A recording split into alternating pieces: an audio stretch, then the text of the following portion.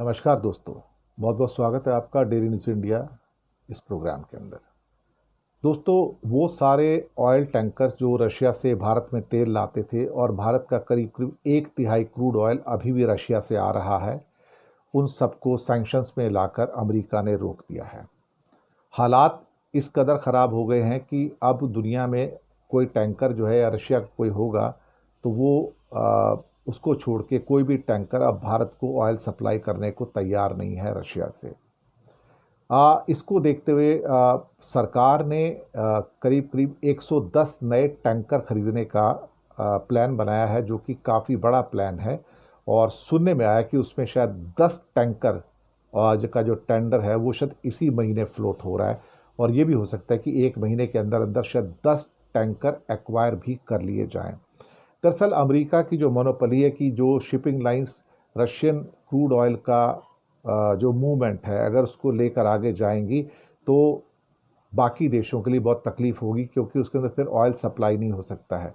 अब इसी बात को बदलने के लिए भारत ने फैसला किया कि भारत अब अपने ऑयल टैंकर खरीदेगा और उसमें 10 ऑयल टैंकर इसी महीने खरीदने की बात हो रही है, अभी से टेंडर फ्लोट करके। और हो सकता है कि जून महीने के अंत तक इंडिया को 10 टैंकर मिल भी जाएं। ये एक तरीका होगा कि रशिया से जो 1/3 ऑयल आ रहा है उसका जो मूवमेंट है वो लगातार चलता रहे। ये एक शायद इंडिया का इनडायरेक्ट जवाब है अमेरिका को कि तुम दुनिया के टैंकर्स को रोक सकते हो, उनको सैंक्शंस के धारे में ला सकते हो, लेकिन अब मैं अपने टैंकर्स लेके आऊँगा और मैं रूस से जो तेल लेकर आऊँगा वो अपने टैंकर में लेके आऊँगा। मुझे तुम्हारे किसी दुनिया के टैंकर्स की ज़रूरत नहीं होगी। लेकिन इससे दुनिया की जितनी भी शिपिंग लाइन्स हैं, जो टैंकर लाइन्स हैं, उनका नुकसान होगा, क्योंकि भारत दुनिया का एक किस्म से कहा जाए तो चीन के बाद दूसरा सबसे बड़ा गैस गज़लर है, यानी कि ऑयल और गैस को इंपोर्ट करता है। और इसके लिए भारत अपने न केवल गैस लेकर आएगा बल्कि क्या कहते हैं कि ऑयल टैंकर भी लेके आएगा। तो अगर 90% से 99% तक जो ऑयल टैंकर जो अमेरिका ने सैंक्शंस पे लेके आए हैं, तो भारत ने उसका तोड़ निकाल लिया है।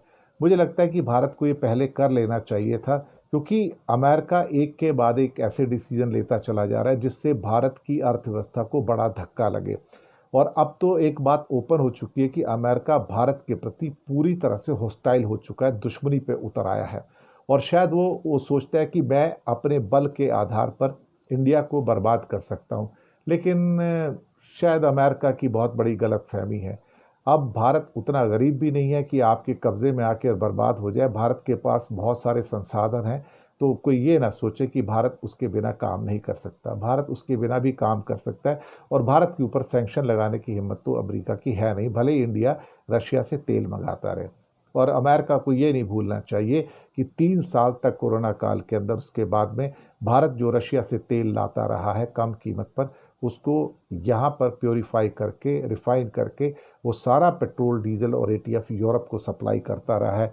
वो यूरोप जिसने रशिया के ऑयल के ऊपर बैन लगा दिया था, सैंक्शन लगा दिया था, इनडायरेक्टली भारत से वही तेल अपनी ज़रूरत के मुताबिक खरीद रहे थे। अदरवाइज़ तो वो भी बैंकक्रप्ट हो जाते थे।